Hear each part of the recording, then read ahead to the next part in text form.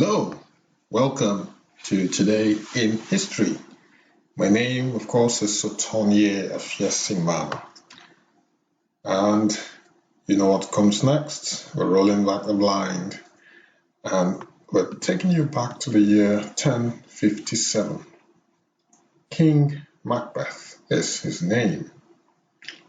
And on this day, he was killed by Malcolm Canmore. So I will give you a background into what led to this event. So at the Battle of Lumphanan, King Macbeth of Scotland is slain by Malcolm Canmore, whose father, King Duncan I, was murdered by Macbeth pretty much exactly 17 years earlier on the 14th of August.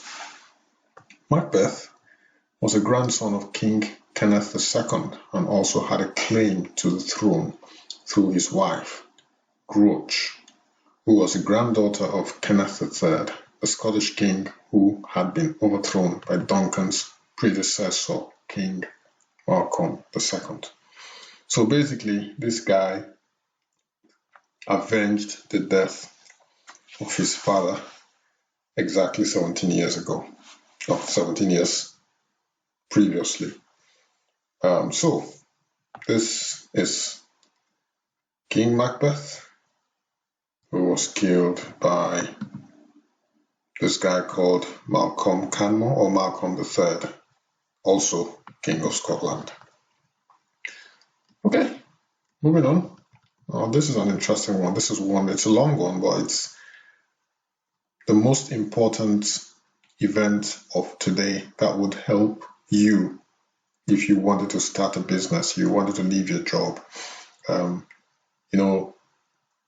Stuff about people leaving their jobs to set up their business happens every single day, and I'll tell you why in a bit.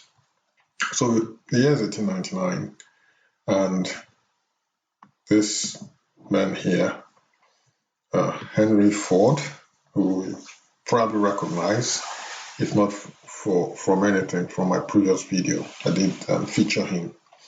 And then the guy to his left, our right, is the famous inventor Thomas Edison.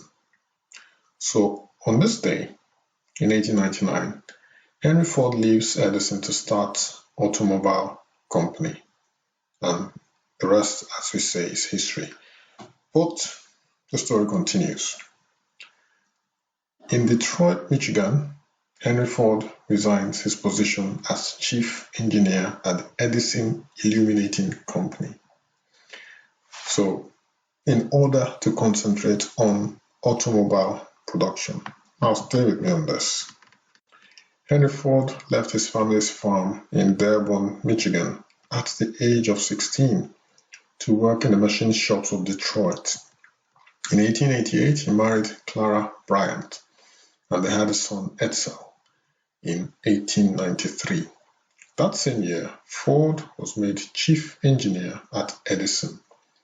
Charged with keeping the city's electricity flowing, Ford was on call 24 hours a day, with no regular working hours. And when not working, could tinker away at his real goal of building a gasoline-powered vehicle. So guys, those of you listening to me now, watching this video, you have a dream to build your own company. This guy was on call 24 hours a day, so he had every excuse. Yeah, being on call doesn't necessarily mean that he was working 24 hours a day, obviously. When he was on call, it meant that he could be called at midnight to attend to an emergency. It's still, when he wasn't working, when he wasn't at work, he spent the spare hours he had working on his dream. So he had a source of regular income from his job, but he was working on his dream as well. So I'm going to carry on. He completed his first functioning gasoline engine at the end of 1893. His first horseless carriage, called the Quadricycle, by 1896. In the summer of 1898, Ford was awarded his first patent in the name of his investor and Detroit's mayor, William C. Mabry, for a carburetor he built the previous year. By the middle of the following summer, Ford had produced his third car, a much more advanced model than his two previous efforts. So practice makes perfect, as I say. So he had improved by the time he produced his third car. It had a water tank and brakes, among other new features. Mabry's support, combined with Ford's bold ideas and charisma. Okay, so Ford was bold as well. So you need to be bold. You're starting out a business, or you need to be bold. You're not going to know everything, but you need to take a bold step, a step of faith, as it were. But it's a calculated faith or calculated risks.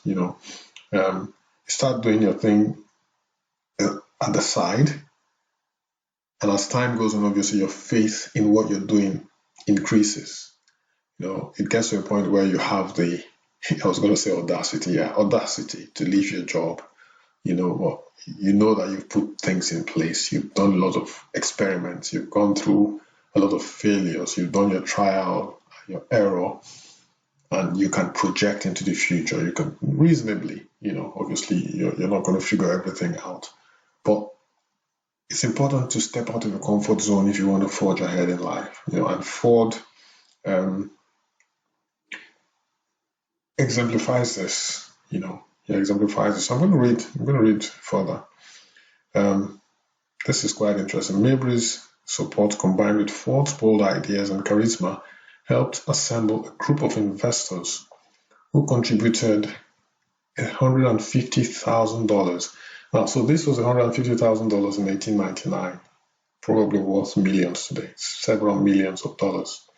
So he got this amount of money to establish the Detroit Automobile Company in early August of 1899. 10 days later, Ford left Edison. So this was the day, 15th of August. So he got the money on the 5th of August.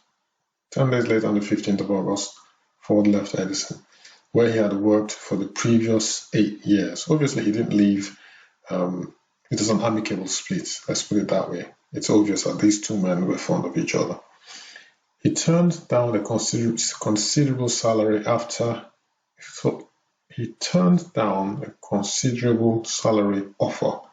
of $1,900 per year and the title of General Superintendent to become mechanical superintendent of the new auto company with a salary of $150 per month. So $150 per month would translate to $1,800 per year. So just $100 shy of what he was offered at the Edison's company.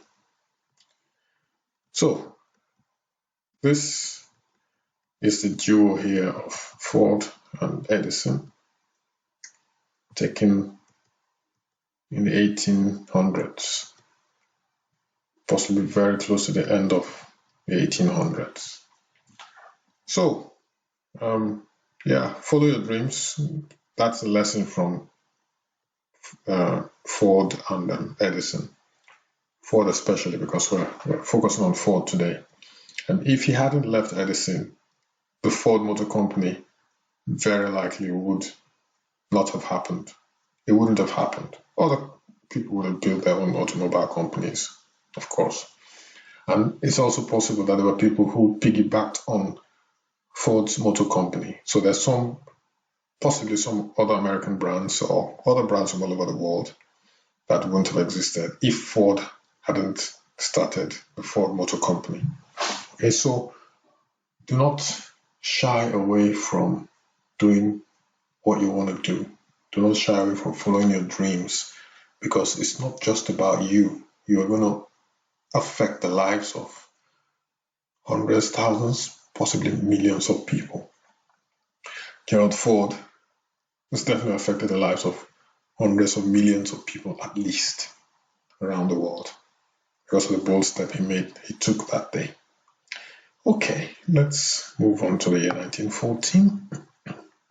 On this day, the Panama Canal opens to traffic, and it's an American-built waterway across the Isthmus of Panama. connecting the Atlantic and Pacific Oceans. It's inaugurated with the passage of the US vessel Ancon, pictured here, the cargo and passenger ship. So this was the day that this historic event happened, and it was fortunately captured on camera for our enjoyment. 1947. On this day, a day later than Pakistan, same thing happened in India. It seems to be a day of independence. You'll soon find out from the next few countries that I'm going to mention. So you can see from this poster, see the faces of prominent Indians. I'm going to use my arrow to point out those who I know facially. Obviously, that's Mother Teresa. I don't know these other people. That face kind of looks familiar. I don't know his name. And then that's Gandhi the Great. And the flag, the colors of India, orange, white, and green. The wheel there, and obviously 15th of August, celebrating Independence Day. So, happy independence to my Indian friends, brothers, and sisters. Obviously, India and Pakistan were at some point one country. I'm going to read a bit about the history here now. So 1947, on this day, India won independence. The Indian Independence Bill, which carves the independent nations of India and Pakistan out of the former Mughal Empire, comes into force at the stroke of midnight on August 15th, 1947. If you remember, it was Pakistan's independence yesterday. And I suspect that they gained their own independence just before midnight, so a few minutes before India. Anyway, it was a Mughal Empire. They weren't one country, they were part of the Mughal Empire, so correction there. This long-awaited agreement ended 200 years of British rule and was hailed by an Indian independence. Okay, let's move on to the year 1948. On this day, another country gained independence. And this time, this man was behind it. His name is Syngman Rhee. Rhee is spelled R-H-E-E. He announced the establishment of the Republic of Korea, South Korea. Okay, so that's Syngman Rhee, who announced the independence of his country on this day, 1948. And yet another country became independent. You guessed right, the Democratic Republic of Congo, or Congo-Brazzaville. The Republic of the Congo gained independence from France on this day in 1960. We move on to the year 1961, so exactly 1 year later, the construction of the Berlin Wall began. So this was now a proper wall, not just a barbed wire. I did mention about this wall in one of my videos, so go check it out. I may put a link here, I may. But if I don't, just do a search on my channel and you can find it and watch the video. So this happened 2 days after sealing off passage between East and West. So that was on the 13th of August, which was the video that I recorded. Berlin, so East German authorities began building a wall, which was subsequently called the Berlin Wall, to permanently close off access to the West. So you can see the construction of the wall, which started on this day, 15th of August.